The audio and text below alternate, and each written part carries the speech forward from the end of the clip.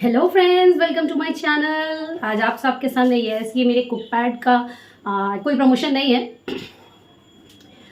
ये जो चीज़ है, hello friends, welcome back to my channel. ये आप कुकपैड का लोगो देख रहे हैं। एक टाइम पे मैं इस कुकपैड में बहुत ज़्यादा पार्टिसिपेट करती थी, बट टाइम की कमी की वजह से मैंने वो छोड़ दिया और मुझे इस तरह का एक एप्रन मिला था। उसमें गोल्डन एप्रन का एक चैलेंज चलता है, तो वो मैंने पार्टिसिपेट किया था। तो गोल्डन एप्रन तो नहीं पहुंच पाई थी, बट हाँ, मुझे ये मिला था क्योंकि मैंने सिर्फ फर्स्ट लेवल तक ही अपने कॉन्टेस्ट को कंटिन्यू किया था। उसके बाद मैंने ड्रॉप कर दिया था। तो आज मैं आप सबके लिए लेकर आई हूँ हैदराबाद की प्रसिद्ध, फेमस, बिल्कुल हर कोई चाहता है कि हमें वो बिस्किट मिल जाए, हर कोई खाता है और जो भी हैदराबाद जाता है ज़रूर वो एक बार हैदराबाद के किसी भी कराची बिस्किट के स्टोर में जाकर के वो बिस्किट ज़रूर एक बार ट्राई करता है। तो आज उसी बिस्किट की रेसिपी मैं लेकर के आई हूँ। घर पर बना सकते हैं, दिवाली का सीजन आ रहा है, आप बनाइए और इसे स्टोर करके महीनों रखिए और आप इसे सेल करिए, अपने गेस्ट को खिलाइए, खुद भी खाइए। हैदराबाद जाने की जरूरत नहीं है, आप यहीं पर ये काम कर सकते हैं। तो आइए स्टार्ट करते हैं आज की हमारी ये कंप्लीट रेसिपी। तो ये देखिए फ्रेंड्स, यहाँ पर मैंने आप सबके लिए कप में भी मेजरमेंट किया हुआ है। ये एक कप मैंने यहाँ भर कर, यस, ये नीचे से खाली है, डोंट वरी, क्योंकि ये ऐसे जमा हुआ कंडीशन है ना, ये देख सकते हैं ऐसे इस तरह से, इसलिए खाली है। तो ये मैंने भर करके यहाँ पर लिया है 200 ग्राम बटर।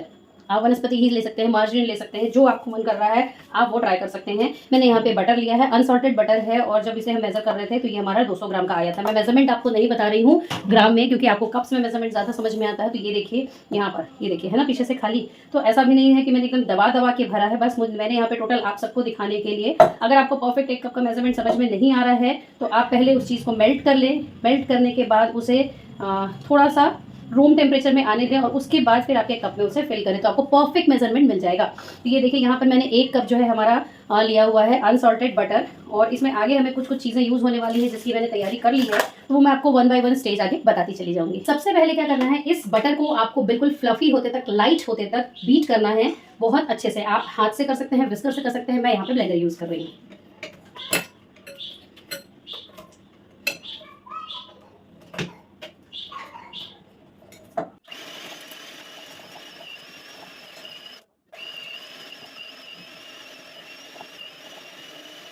सेम प्रोसेस, आपको साइड का जो बटर है उसे अच्छे से स्पैचुला से बीच में लाना होगा ताकि वो भी बहुत अच्छे से बीट हो जाए, और ये बहुत कंपलसरी है प्रोसेस। हमें साइड में इस तरीके से ये सारे के सारे जो बटर हैं उसको बीच में लाना होगा ताकि वो भी बहुत अच्छे से मिक्स हो जाए।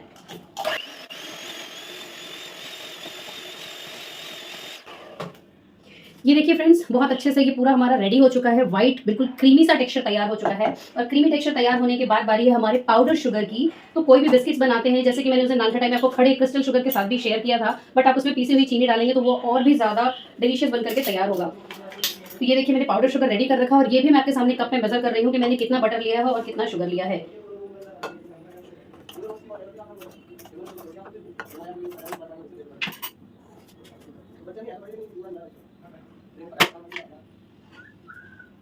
ये देखिए फ्रेंड्स, मैंने यहाँ पर एक कप जो है शुगर मेजर किया है। ये 200 ग्राम ऑफ शुगर है। मैंने 200 ग्राम यहाँ पे बटर भी लिया है और 200 ग्राम मैंने यहाँ पे शुगर भी यूज़ किया है। और शुगर को बीट करने से पहले हम पहले उसे इस तरीके से स्पैचुला से थोड़ा सा मिक्स कर लेंगे ताकि वो शुगर जो है पाउडर फॉर्म में है तो वो बिल्कुल भी ना उड़े। इस बिस्किट के लिए एक चीज़ आप सबको बताना चाहूँगी फ्रेंड्स की कराची की बहुत ही, अब कराची किस नाम पे पड़ा ये तो मुझे भी याद नहीं है। मैं एक बार हैदराबाद गई थी तो मैंने उनसे पूछा भी था, बट बहुत अच्छा रिप्लाई उन्होंने मुझे नहीं दिया था।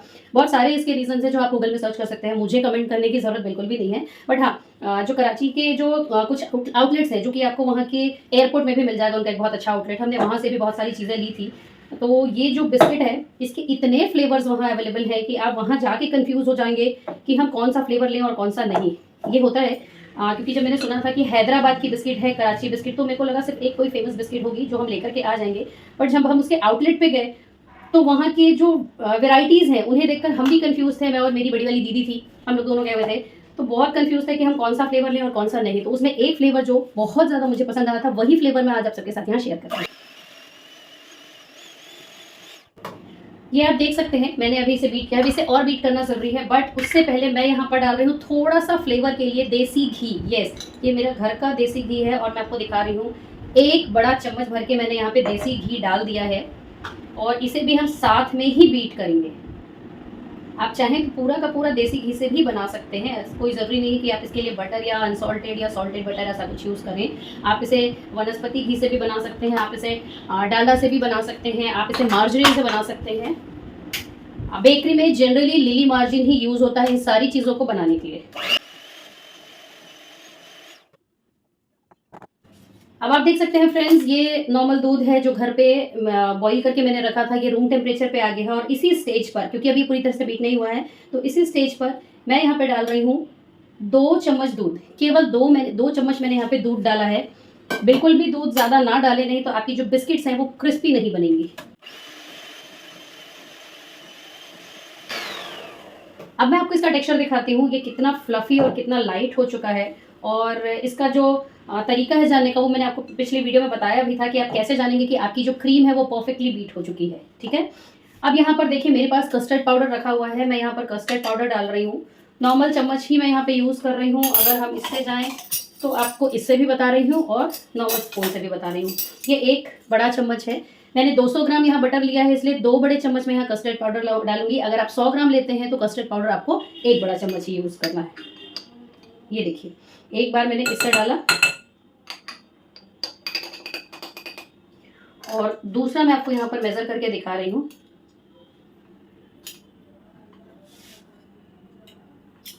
ये देखिए,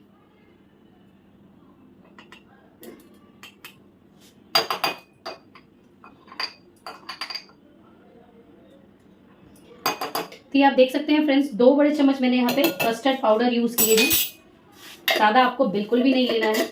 कस्टर्ड पाउडर उसके कलर को एनहांस करता है, कस्टर्ड पाउडर उसके टेस्ट को बढ़ाता है, इसलिए आपको यहाँ पर कस्टर्ड पाउडर यूज़ करना है। और सेम प्रोसेस, थोड़ा सा हम इसे पहले इस तरीके से दबा देंगे। अब इसे हमें बीट करना है कम से कम 1 मिनट से 2 मिनट तक।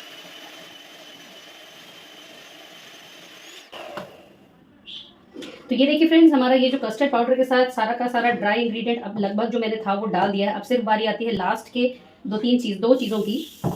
ये देखिए, ठीक है। अब इस बीटर की वर्किंग हमारी ख़त्म हो चुकी है। इसे आप अच्छे से ऐसे क्लीन कर लें।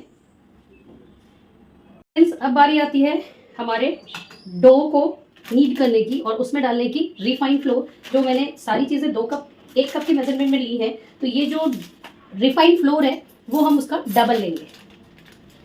अगर आप सारी चीज़ें 200 ग्राम ले रहे हैं तो ये आपको 400 ग्राम लेना है।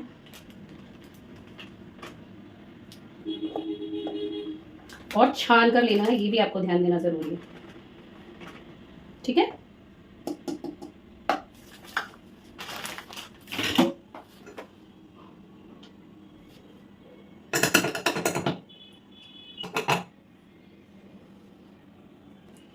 देखिए हमने इसे छान लिया है। और छानने के बाद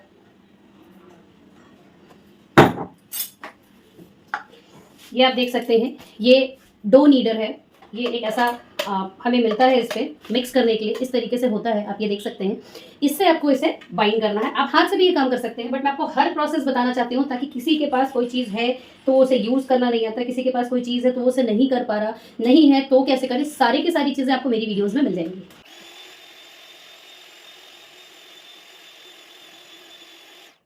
फैक्ट्री में भी जो आप लोगों ने देखा होगा बड़ा वाला जो मशीन होता है जिसमें ये सारी चीज़ें होती हैं, वहाँ पर भी सिर्फ एक वे में ये सारी की सारी चीज़ें राउंड घूमती हैं। और हम तो यहाँ अलग अलग भी बीट करते हैं, बट वहाँ मोस्टली जो चीज़ें हैं वो एक साथ डाल दी जाती हैं और उसे इसी तरीके से मशीन में रेडी किया जाता है और फिर बनाया जाता है।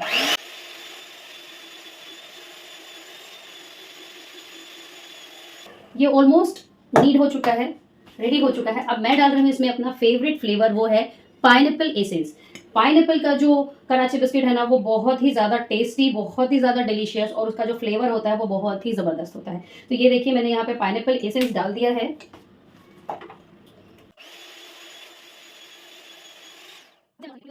अब हम डालेंगे इसमें हमारी टूटी फ्रूटी, बट अभी नहीं, थोड़ा और रुक कर। तो अब जब तक हम इसे आगे की वर्किंग कंप्लीट करते हैं, तब तक मैं करूंगी अपने ओटीजी को प्री हीट। और इसे प्री हीट करने के लिए मैंने ऑन कर दिया है बेकिंग मोड पे। ये देखिए 10 मिनट के लिए 160 डिग्री सेल्सियस पर मैंने इसे प्री हीट करने के लिए रख दिया। अब हमें लेना है यहाँ थोड़ा सा छिड़कना है इस तरीके से मैदा, और ये सारा का सारा डो जो है ट्रांसफर करना है हमारे स्लैब में।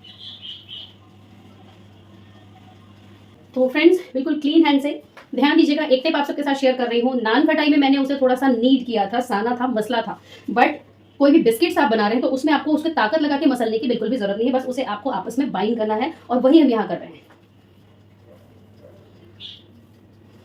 क्योंकि हमने इसे बीटर से किया है तो एक बार इसे हाथ से ज़रूर मिक्स कर लें, कहीं अगर सूखा मैदा रह गया हो या कहीं कोई लम्प्स रह गया हो तो वो हाथ में पकड़ में आ जाता है। और अब मैं डालने वाली हूँ इसमें सारा का सारा टूटी फ्रूटी, जो मैंने आधा कप लिया है। ये देखिए,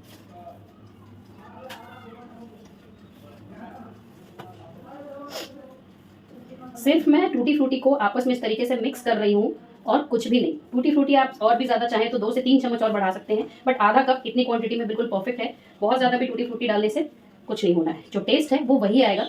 बस इसमें सबसे अच्छी चीज़ इस बिस्किट की यही होती है कि बहुत ज़्यादा क्रिस्पी होता है, इसमें जो कस्टर्ड फ्लेवर है वो भी आता है, इसमें जो एसेंस है उसकी भी बहुत अच्छी खुशबू हमें बिस्किट खाते समय उसका जो टेस्ट है वो मिलता है, टूटी फ्रूटी का टेस्ट मिलता है। तो एक ही बिस्किट में हमें कई सारे फ्लेवर्स मिलते हैं ना, तो बहुत यम लगता है, इसीलिए ये बिस्किट इतना ज़्यादा पसंद किया जाता है।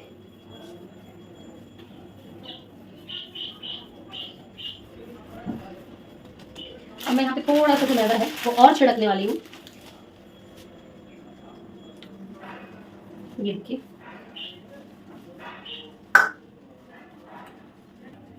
थोड़ा इक्वल बराबर करते हुए।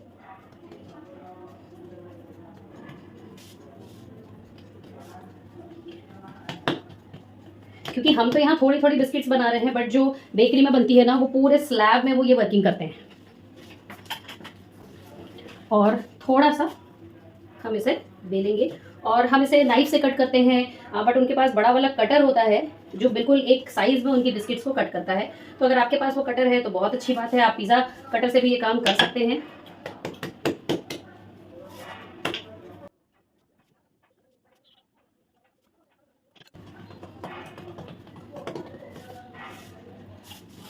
आपको अच्छा थिक रखना है ये बिस्किट, बहुत पतला हमें इसे नहीं करना है। अब एक चीज़ मैं यहाँ और करने वाली हूँ, ये आप देख सकते हैं, मैं यूज़ करूँगी इसके लिए अपना ब्रश, और मैं यहाँ लगा रही हूँ थोड़ा सा मिल्क। बहुत अच्छे से ब्रश से आपको सारे में थोड़ा सा ऊपर से मिल्क को कोट करना है।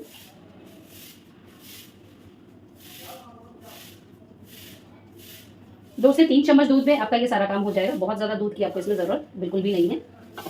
और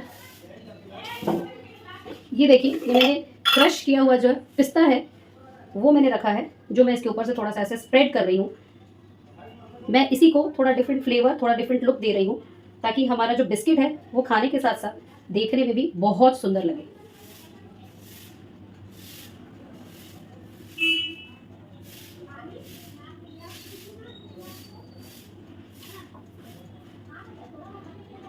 आप चाहें, क्योंकि इसकी कई फ्लेवर्स हैं, मैंने आपको पहले भी बताया, तो आप पिस्ता कराची बिस्किट भी बना सकते हैं, पाइनएप्पल टूटी फ्रूटी है, काजू का बिस्किट होता है, इसकी गुड़ के बिस्किट्स भी वहाँ बहुत ज़्यादा मिलते हैं। तो बहुत तरह के फ्लेवर्स हैं उनके पास, फ्लेवर्स की तो भंडार है। तो फ्रेंड्स, एक डिफरेंट कराची बिस्किट का फ्लेवर मैंने यहाँ पे शेयर करने की कोशिश की है, होप आप सबको पसंद आए। और ये देखिए, क्योंकि हमने दूध लगाया था तो ये इसमें बहुत अच्छे से चिपक जाएगा, इसीलिए दूध हमें इसीलिए लगाना ज़रूरी है, ताकि ऊपर से जब भी आप कोई चीज़ इसमें डालते हैं तो वो उसके ऊपर अच्छे से स्टिक हो जाए। और जब भी आप इसे बिस्किट्स रेडी करें ना तो वो झड़े नहीं, जैसे कई बार होता है ना, ऊपर से लगा देते हैं तो वो झड़ जाता है, गिरने लगता है। इस पोजीशन में, इस तरीके से जब आप उसे कंप्लीट करेंगे तो आपकी जो बिस्किट्स हैं वो कभी भी झड़ेंगी नहीं, गिरेंगी नहीं।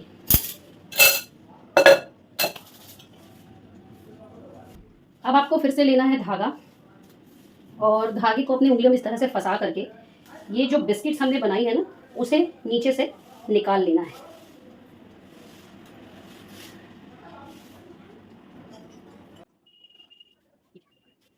और ये देखिए, मैं कट कर रही हूँ, मैंने पहले यहाँ पे मार्किंग कर ली है, इस तरीके से मैं यहाँ कट कर रही हूँ।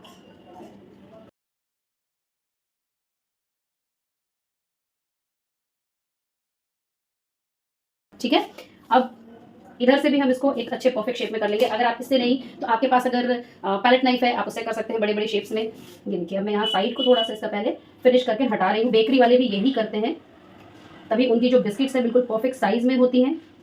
कभी भी हमें बड़ी छोटी उनकी बिस्किट्स नहीं मिलती, क्योंकि उनकी जो कटिंग होती है ना वो बिल्कुल परफेक्ट होती है।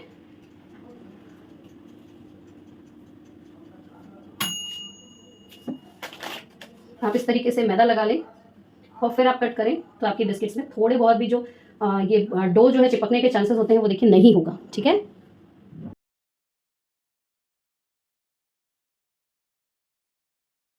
ये देखिए, ये जो आपके पास साइड्स के स्क्रैप्स बच गए हैं, आपको कुछ नहीं, बस इन्हें आपस में फिर से मिक्स करना है। आप चाहें तो फिर से वही शेप थोड़ा सा रोल करके दे दें या फिर आप इसे दूसरे शेप में कर लें।